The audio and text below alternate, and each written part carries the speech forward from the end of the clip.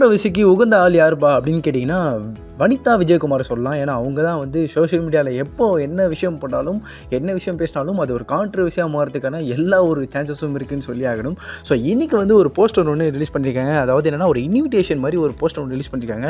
அதில் என்ன விஷயம் அப்படின்னு பார்த்தோன்னா வந்து சேவ் த டேட் அப்படின்ற ஒரு விஷயத்தை வந்து சொல்லியிருக்காங்க. ஸோ இதை பற்றி நம்ம இந்த வீடியோவில் பார்க்கலாம். நம்மளுக்கு எல்லாருக்கும் தெரிஞ்ச மாதிரி வனிதா விஜயகுமார் அவர்கள் படங்கள்லாம் நடிச்சிருக்காங்க. ஆனால் நம்மளுக்கு எல்லாருக்கும் தெரிஞ்சது வந்து சொல்லப்போனால் பிக் பாஸ் அப்படின்ற ஒரு விஷயத்து மூலிமா தான் வனிதா அவர்கள் வெளியே தெரிய ஆரம்பித்தாங்க. ஏன்னா பிக் பாஸில் எப்போ அவங்க உள்ளே வந்தாங்களோ அதுக்கப்புறம் உள்ள ஒரு டாஸ்க் பண்ணும்போது ஒரு சண்டை போட்டு நிறைய பிரச்சனைகளை உருவாக்கி அதுக்கப்புறம் தான் பிக் பாஸில் வந்து வனிதா அவர்கள் ஓரளவுக்கு ஃபெமிலியர் ஆனாங்களே நம்ம சொல்லி ஆகணும். ஸோ இதை தொடர்ந்து அதுக்கப்புறம் என்ன பண்ணாங்கன்னு பார்த்தோன்னா அவங்களுடைய பொண்ணு வந்து ஜோவிகா அவர்களையும் பிக் பாஸ் கொண்டு வந்து ஸோ அவங்களையும் வந்து ஓரளவுக்கு கான்ட்ரவர்சியான விஷயத்தை மாட்டி அவங்களுக்கும் வந்து சப்போர்ட்டிவாக நிறைய விஷயம் பேசப்பட்டு சோஷியல் மீடியா லெவலில் வந்து கான்ட்ரவர்சிக்காக வந்து வனிதா அவர்கள் அப்படின்னு ஒரு பேரே ஒன்று வாங்கிட்டாங்கன்னு சொல்லி ஆகணும். ஸோ இப்படியாக வனிதா விஜயகுமார் அவர்கள் நிறைய விஷயத்தை பண்ணிட்டு இருந்தாலும் அவங்க கல்யாணம் பண்ண லைஃப்பில் வந்து கிட்டத்தட்ட இது வரைக்கும் எத்தனை கல்யாணம் பண்ணியிருக்காங்க அப்படின்றது தான் வந்து சோஷியல் மீடியா அளவில் நிறைய விஷயம் விவாத பொருளாகவே மாறிட்டு இருக்குன்னு சொல்லி ஆகணும்.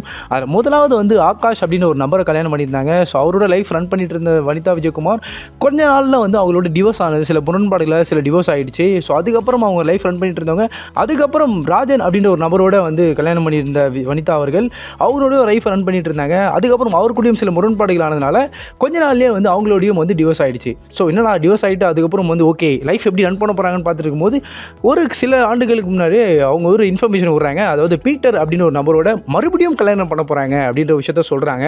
ஸோ ஆடியன்ஸ் எல்லாரும் வந்து நிறைய விஷயம் புலம்பிட்டும் நிறைய விஷயம் கான்ட்ரவர்சியாக வந்து தப்பாகவும் சில பேசுறது நம்ம பார்க்க முடிஞ்சு சோஷியல் மீடியாவில். ஸோ இப்படியாக அவரோடும் கூட சில முரண்பாடுகள்னாலும் அவங்களோடையும் டிவோர்ஸ் ஆனது ஒரு குறிப்பிடத்தக்க விஷயமா இருந்துச்சு. ஸோ இப்படியாக வனிதா விஜயகுமார் அவர்கள் நிறைய பட ப்ரொமோஷன்லையும் பேசிக்கிட்டு நிறைய படங்கள் நடிச்சிட்டு இருந்தாங்க. சமீபத்தில் வந்து அநீதி அப்படின்ற ஒரு படத்தையும் நடித்து நல்ல ஒரு பேர் ஒன்று வாங்கினாங்க. ஓகே ஒரு கம்பேக் கொடுத்துருக்காங்க அப்படின்ற ஒரு பேர் ஒன்று வாங்கியிருந்தாங்க.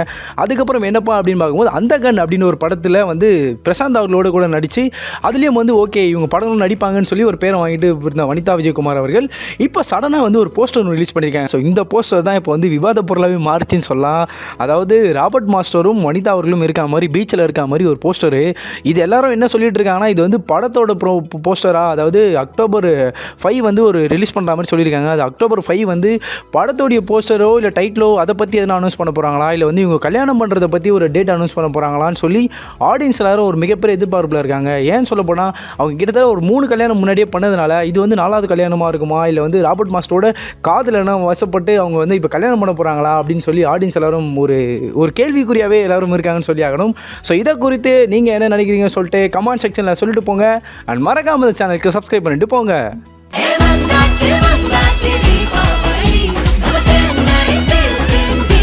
எண்ணம் போல் வண்ணங்களுடன் கொண்டாட The Chennai Silks ஆடைகளுடன் let the celebrations begin.